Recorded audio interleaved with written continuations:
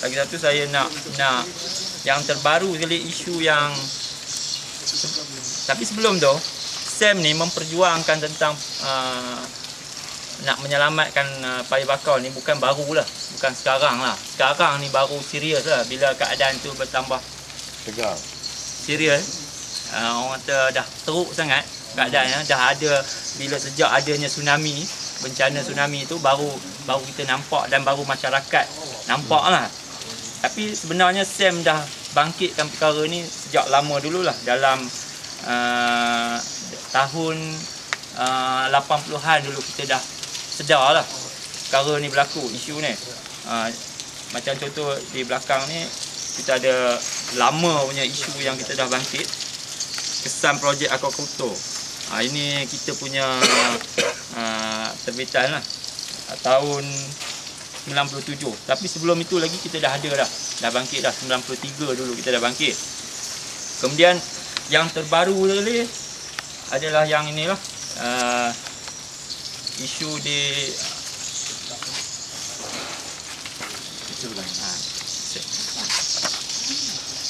ini yang projek yang isu yang terbaru lah. Ini adalah projek saya pun nak sentuh pun pasal ini projek kepentingan pihak Bukakan Negeri lah, NCIA punya projek. Tapi kita bukan salahkan NCIA tu, kerana bukan salahkan projek tu, tapi kerana projek tu tidak mengikut apa ni prosedur yang telah ditetapkan lah. Sepatutnya sesuatu kawasan sensitif macam ni, paya bakau, dia bila nak buat, dia kena ada EIA dulu. Jadi kerja-kerja ni dia tidak mengemukakan submit EIA kepada JAS. Jadi dia buat dulu. Jadi bila kita bising, bila kita komplain, jadi baru pemaju ni mengemukakan laporan. Tapi kita persoalkan balik JAS, kenapa tidak ambil tindakan sebelum dia submit EIA tu? Patutnya syarikat ni kena diambil tindakan kerana tidak mengemukakan EIA. Jadi sehingga hari ni JAS pun tak bagi maklum balas lah. Bila kita tanya, kita dah kontak banyak kali dah, apa ni, JAS pun tak ada ni. Patutnya JAS kena ambil tindakan mengikut peruntukan yang dia ada lah. Dan lagi satu, projek ni kalau mengikut NCIA ni, pihak berkuasa pelaksanaan koridor utara ni, dia ada satu rangka tindakan sosioekonomi koridor utara 2007-2025. Jadi dalam rangka tindakan ni dia ada kata saranan supaya melindungi aset-aset alam sekitar berdasarkan rancangan fizikal negara. Jadi kalau dah dia tak ikut rangka yang dia buat, maknanya tak ada makna lah dia gubal polisi ni. Dia dah buat dah satu rangka tindakan sosioekonomi koridor utara 2007 hingga 2025. Ini rangka ni dia ada nyata dalam tu, dia takkan ganggu kawasan semula jadi. Tetapi hakikatnya macam inilah jadinya. 121 hektar paya bakau musnah. Bila kita bising, bila kita komplain, baru dia nak submit EIA. Tapi dalam Dewan Persidangan, saya dimaklumkan Yang Muhammad MB kata dah submit. Tapi saya tak nak sentuh lah, itu mungkin saya silakan. Tapi itulah hakikatnya, memang dia tak ada, masa dia buat kerja-kerja ni tidak ada submit laporan EIA kepada JAS. Bila kita komplain, bila kita bising, baru pemaju ni kemukakan EIA. Tetapi dalam tempoh dia tak kemukakan EIA tu, adakah JAS akan ambil tindakan? Itu JAS tak boleh nak jawab. Jadi saya rasa semua kandungan lagi satu saya nak sentuh tentang Akta Perhutanan Negara. Ini bukan yang tanah yang berstatus tanah kerajaan, tetapi tanah hutan simpan kekal.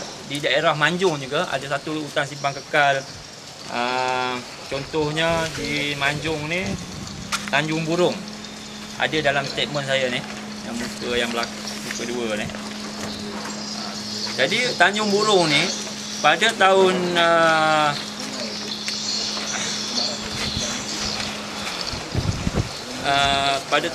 tak silap saya 2007, Kerajaan Negeri telah mengeluarkan seluas lebih kurang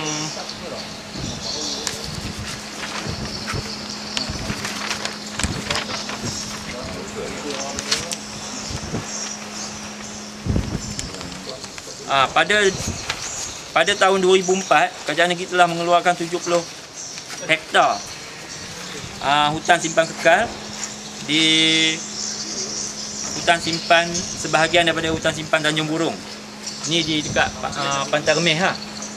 Tapi sehingga ke hari ini Kerajaan Negeri tak ganti balik mengikut akta sedia ada tu. Sepatutnya Kerajaan Negeri kena ganti. Tapi Kerajaan Negeri tidak ganti. Jadi kita dah hantar surat pada Kerajaan Negeri kenapa tidak diganti mengikut Seksyen 12. Seksyen 12 tu pihak berkuasa negeri kena ganti, tapi tidak ganti. Sejak akta ni diikut kuasa sehingga ke hari ini memang tak pernah ganti. Mengikut carian kami, rekod kami yang kami cari, memang tak ada lah. Memang tak ada hutan simpan kekal yang dikeluarkan diganti. Maksud dia digazet. Bukan regazet, dia digazet, dia patut dia kena ganti, tapi tak ganti. Mengikut Seksyen 12 dia kena ganti, tapi pihak berkuasa negeri tak ganti. Jadi itu yang kita rasa kecewa dengan sikap Kerajaan Negeri, kerana tidak ganti lah mana-mana hutan simpan yang dikeluarkan. Itu salah satulah, ada lagi hutan lain yang saya nyatakan dalam ni. Kemudian kalau mengikut kata Pak Lah selepas bencana ombak tsunami tu, dia mengarahkan ditanam semula bagi kawasan yang hutannya dah musnah. Kemudian arahan kabinet pada tahun 1966, ini lama punya, supaya hutan dalam lingkungan 400 meter dari pantai tidak boleh diceroboh dan dimaju bagi mengelak hakisan pantai. Ini arahan kabinet ni semua negeri terima pakai, tapi setuju menerima tapi tak guna pakai.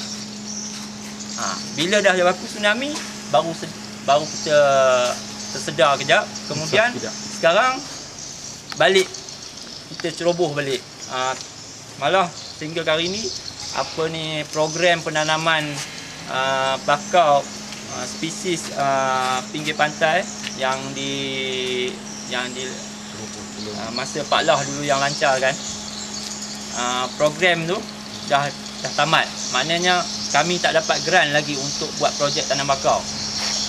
Sejak Perdana Menteri Datuk Seri Najib tak ada lagi dah program tu lah. Jadi kita harap program tu akan diteruskan jugalah. Maknanya bukan kata masa Pak Lah dulu. Maknanya kalau boleh terusnya program tu harus diteruskan lah. Jadi maknanya sekarang ni pihak berkuasa sudah tidak begitu mengambil berat lah tentang isu pemusnahan bayi bakau ni. Jadi itu yang saya boleh nyatakan lah dalam statement saya ni. Apa yang lebih lanjut ni semua ada dalam ni kandungannya. Tapi dalam pada itu mungkin saya bawa penduduk tempat ni ke sini. Mungkin penduduk tempat pun ada isu bakau yang perlu hebahkanlah pada publik. Mungkin pihak media boleh tolong panjangkanlah perkara ni supaya pihak berkuasa negeri beri perhatianlah tentang isu pemusnahan bakau khususnya di daerah Manjung ni. Jadi mungkin siapa yang wakil daerah sini yang boleh cakaplah tentang pemusnahan bakau di Manjung. Ya, selamat pagi dan terima kasih kepada semua yang hadir. Saya ingin menyatakan sesuatu yang merangkumi keseluruhan daerah Manjung, tetapi saya memfokuskan di kawasan Lekir, kerana saya terlibat secara langsung di kawasan Lekir, yang mana kita mengimbas kembali pada sejarah pada tahun 2005, yang mana ketika itu satu operasi pembangunan kolam udang ni begitu besar, begitu teruja bagi masyarakat, sehingga kan hampir keseluruhan sepanjang pantai, pesisiran pantai Lekir, daripada Sungai Batu Lapan sehingga ke sungai-sungai tiram, pesisiran pantai itu hutan paya bakau telah diceroboh secara sama ada secara legalnya ataupun ilegal. Tapi kami sebagai penduduk Lekir ketika itu membuat protes, dan kita telah mengadu kepada agensi-agensi yang berkaitan supaya projek ini dapat ditangguhkan ataupun dibatalkan. Secara kebetulan dengan kehendak Allah Ta'ala, selepas kita protes pada tahun 2005, dalam lingkungan dalam kurang sebulan berlakunya tsunami, maka apa yang kami protes itu terbukti bahawa bakau ini merupakan satu proses proses filter untuk menapis segala bahan-bahan yang datang dari luar. Yang mana ketika tsunami berlaku, sebahagian besar daripada kawasan Lekir telah terlibat, dan para nelayan telah pun mengalami kerosakan dari segi sampan, pengkalan dan juga peralatan yang lainnya, sehingga kan satu ketika itu ramai daripada nelayan-nelayan Lekir tidak dapat turun ke laut untuk mendapatkan hasil. Dan sekarang kesan daripada apa yang berlaku pada tahun 2005, bagaimana yang mantan Perdana Menteri sebut, Tun Abdullah Ahmad Badawi kata paya bakau adalah merupakan filter kepada kawasan berkenaan. Dan setelah pencerobohan berlaku, satu tindakan atau satu program menanam semula, satu program menanam semula paya bakau dilaksanakan, tapi hingga ke hari ini hasilnya tidak menampak begitu memberangsangkanlah bagi kami yang di Lekir yang sentiasa melihat keadaan sebenar. Saya rasa boleh dikatakan satu pembaziran. Dalam protes ini, saya merujuk balik kepada satu kenyataan yang amat berhormat Menteri Besar Perak yang menyatakan bahawa beliau terlepas pandang. Sedangkan di dalam dialog pada tahun 2005, beliau hadir. Ketika itu beliau adalah merupakan exco kerajaan negeri Perak, dan telah memberikan jaminan bahawa projek ini ataupun penerokaan atau pencerobohan paya bakau di kawasan Lekir diberhentikan. Ya, memang berhenti, tetapi kolam yang masih dikorek itu, kolam yang dah sedia dikorek itu, apa jadi? Terbiar begitu sahaja. Jadi terlalu banyak kolam yang dibina sepanjang pesisiran pantai itu. Jadi kita berterusan membuat bantahan dan menyatakan, dan alhamdulillah kami dapat kerjasama daripada SAM, sahabat alam, untuk meneruskan bantahan-bantahan supaya benda ini dapat diatasi dengan segeralah. Sebabnya kalau dilihat di sepanjang pantai Lekir, dia lebih kurang tak sampai 1 kilometer daripada pantai adalah rumah kediaman. Sekiranya berlaku ribut besar, ataupun angin besar, ataupun air besar, akan menjejaskan penduduk setempat lah.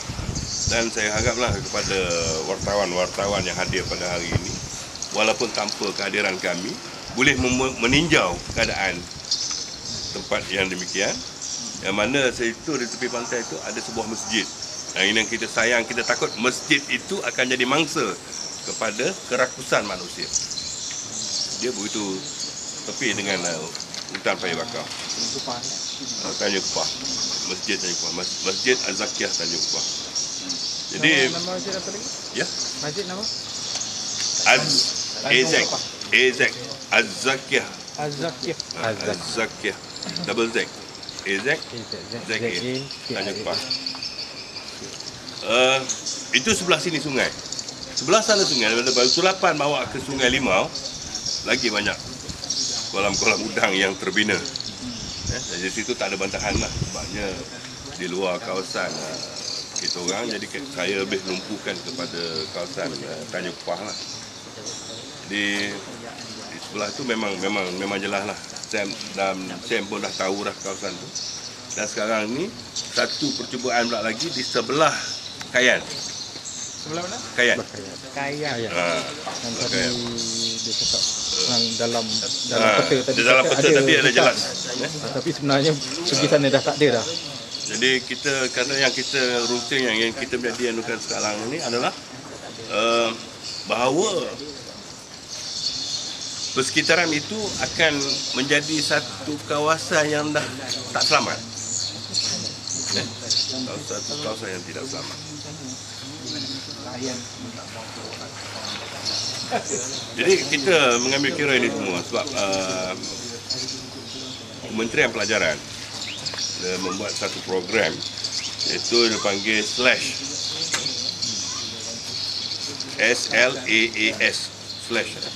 iaitu Sekolah Lestari Anugerah Alam Sekitar. Sekolah Lestari Anugerah Alam Sekitar. Kita cuba nak mempromotkan alam sekitar di sekolah, tetapi di luar menjadi mangsa kepada keadaan lah. Jadi apa yang diharapkan, saya berharap supaya kerajaan negeri dan juga agensi-agensi yang berkaitan supaya dapat melihat kesan-kesan dan juga mengambil tindakan-tindakan yang sewajarnya untuk mengatasi masalah pencemaran alam sekitar dan juga pencerobohan hutan paya bakau di kawasan Lekir khususnya dan juga di daerah Manjung amnya bagaimana yang kita ketahui. Jadi setakat itu yang dapat saya maklumkan dan sekali lagi menaruh harapan supaya kita sama-sama lah semua pihak mengambil inisiatif dan merasakan bertanggungjawab setiap inci bumi Allah yang disediakan, yang diberikan kepada kita, yang diamanahkan kepada kita supaya kita dapat meliharanya. Tak kiralah dia itu seorang nelayan, seorang OKU, seorang menteri, seorang exco dan sebagainya. Tapi kita sebagai hamba Allah yang telah diamanahkan walau seinci pun tanah yang dikurniakan oleh Allah SWT, hendaklah kita pelihara dan kita jaga dengan baiknya. Sekian, terima kasih. Nama cik? Muhammad Tazali. Muhammad Tazali. Tazali. MOHD TAZALL.